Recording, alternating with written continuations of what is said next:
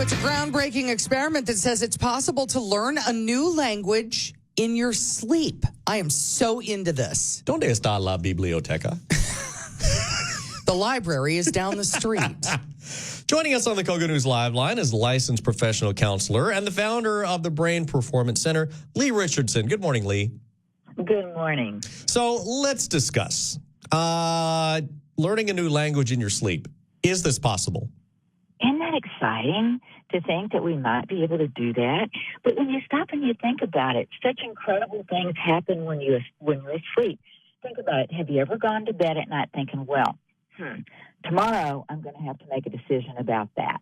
And you wake up and that decision's made. Well, yeah, I mean, it's kind of like your brain's Control-Alt-Delete every night. Well, and you know, I used to think that when you went to sleep, your brain went offline, and those neurons and dendrites, they stopped wiring and firing, but they don't. They're firing just about as much when you're asleep as they do when you're awake. So things never really settle down there.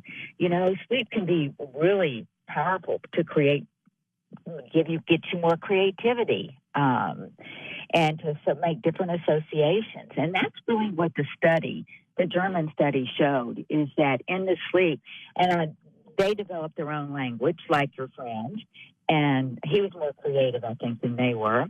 But they told them two words, key and elephant, both in German and in a made-up language. And when they woke up, they could tell you which words represented a small object and which words represented a large object. So they could associate, they could form those memories while they were asleep. They could make those associations. And when they woke up, the memory was still there. So the words were repeated to them while they were sleeping somehow, like kind of a subliminal kind of thing? Right.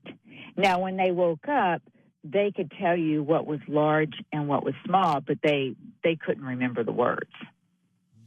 Oh, okay. So maybe learning a language is a little bit more far off than we're thinking. Yeah, I think it may be, although I certainly would sign up for that clinical trial. I think there are a lot of people who would. You know, when your brain is sleeping and you're hearing things when you sleep, do you incorporate that in your dreams? Well, you know, dreams are a little bit different. What I do know is that when your brain is storing information, that's when your brain's going through these sleep spindles, and this is what helps you store that information. And it's not just cognitive things. You can learn how to perform physical tasks as well, like driving, swinging a tennis racket.